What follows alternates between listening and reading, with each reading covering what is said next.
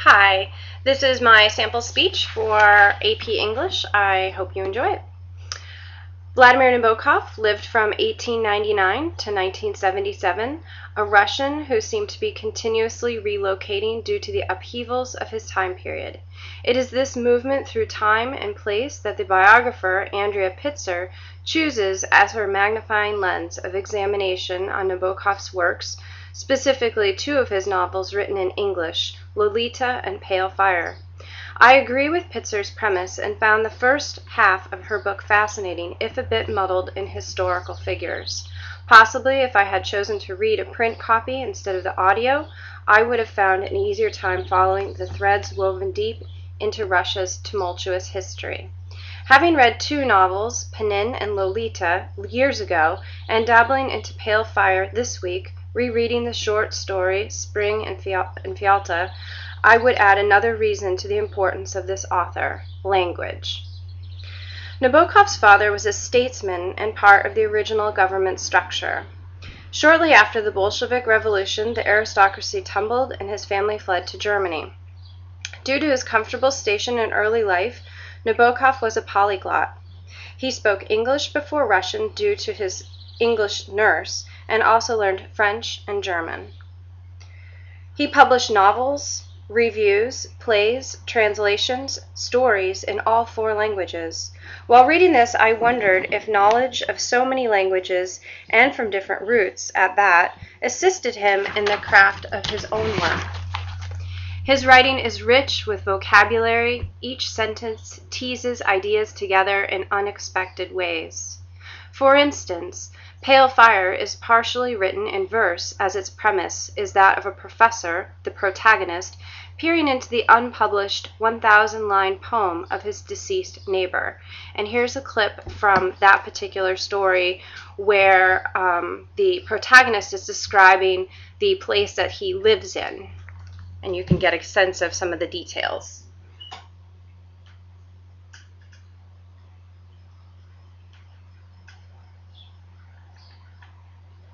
What rather surprised me was that he, my learned landlord, and not his missus, directed the houseful.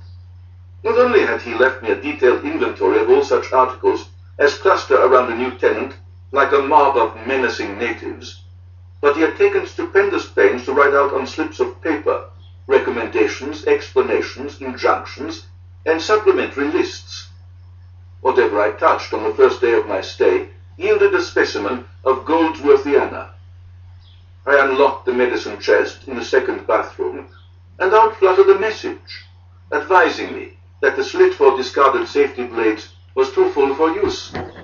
I opened the icebox, and it warned me with a bark that no national specialties with odors hard to get rid of should be placed therein. I pulled out the middle drawer of the desk in the study, and discovered a catalogue raisonné of its meager contents, which included an assortment of ashtrays, a damask paper knife, described as one ancient dagger, brought by Mrs. Goldsworth's father from the Orient, and an old but unused pocket diary, optimistically maturing there until its calendric correspondences came around again. Among various detailed notices affixed to a special board in the pantry, such as plumbing instructions, dissertations on electricity, discourses on cactuses, and so forth, I found the diet of the black cat that came with the house. Monday, Wednesday, Friday, liver. Tuesday, Thursday, Saturday, fish. Sunday, ground meat. All it got from me was milk and sardines.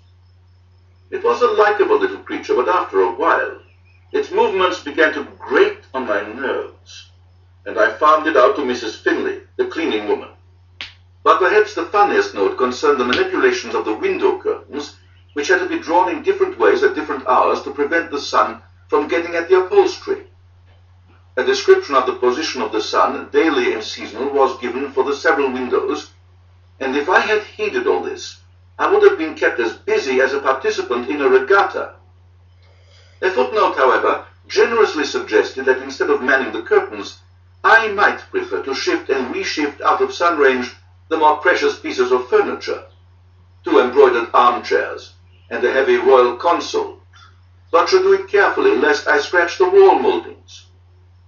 I cannot, alas, reproduce the meticulous schedule of these transposals, but seem to recall that I was supposed to castle the long way before going to bed and the short way first thing in the morning. My dear shade roared with laughter when I led him on a tour of inspection and had him find some of those bunny eggs for himself. Thank One of the pieces that I really like about that clip is the description of the protagonist having to move all of the furniture around, and it would be as if he was actually running a regatta. Nabokov is more than just a flexible wordsmith. His plots and themes have a darker, almost nefarious edge. Pitzer claims this is intertwined with his past. A concentration camp appears in a story because he himself was rocked by the knowledge of camps which cropped up in country after country in Europe in the 1930s. It was not only Germany that had a solution for the Jews. There were published diatribes against them and homosexuals throughout Europe. Anti-Semitism was fiercely strong as established governments feared a secret plot to take over the world. Nabokov had many friends and relationships with a variety of people from different backgrounds, and he writes from a perspective of tolerance. His understanding and compassion might have been tainted by living in an unenlightened world, but it's clear that he pondered. Another shift in his perspective was the close relationship he had with a gay uncle and the tenuous relationship with his gay brother. When the young men, the brothers, met in Paris after a time of separation, his brother brought his partner, and Nabokov wrote about his uneasiness in the meeting of his brother's husband. Nabokov's fiction is filled with tension and moments where a character struggles with his own moral compass. The main character in Lolita is clearly a pedophile, and it is this novel's title that drops from everyone's lips when you mention you're looking at Nabokov. And this is not unlike some other authors who are only known for their most provocative work, such as Salman Rushdie, forever associated with satanic verses, or Burgess, only known for Clockwork Orange. Yet Nabokov engages in the mental torture of his protagonists. Other critics have noticed this tendency too. Nabokov creates characters in order to push them over the brink of insanity, or at least send them out of the norms of society. In my cursory research, I did not find any feminist reviews of Nabokov's body of work. In my review of the fiction, however, I think he tends to objectify his female characters. Like the man observed catching a moth in Spring in Fialta, the women stand in his stories as representations. They are beauty. They are desire. In Pale Fire, the passion is for the written words of the poet, but the poet tells many stories of his own. They are stories within stories, like Shakespeare's play within plays. The vignettes are Nabokov's stories, comments on relationships, toppled monarchies, murdered lovers, lost worlds. Despite this sometimes deplorable treatment of women, and how can one not pity the 12-year-old Lolita or Nabokov's murder of Nina at the end of Spring in Fialta, I find Nabokov's prose and verse riveting. He awakens in me the love of writing. I become the narrator in Pale Fire. I want to be in Fialta. The act of reading becomes one of joy. I am fully engaged as a reader. It also inspires my own need to write. I want to observe, like Nabokov, the whole world around me. This attention to detail reminds me of another author described as an expert observer, Mark Twain. Stylistically, the two authors are dissimilar, but in reading the world, they are as brothers. And I have one other clip. Nina is killed at the end of the short story that I read, but this little piece in the middle hints at what is to come. And the protagonist here is describing looking at the street. Under the plane trees stood a motorcycle of German make, a mud-bespattered limousine, and a yellow, long-bodied Icarus that looked like a giant scarab. She, the character, the object of desire, Nina, is idolized, perfect, and yet flies too close to the sun.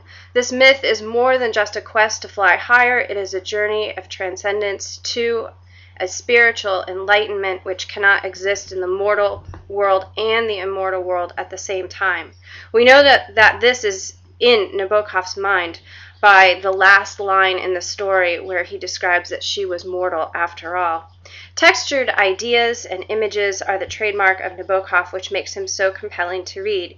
He is probably too trying for some, perhaps for younger students or those with a limited vocabulary, but for readers who relish the detail and questions of humanity, he is a joy.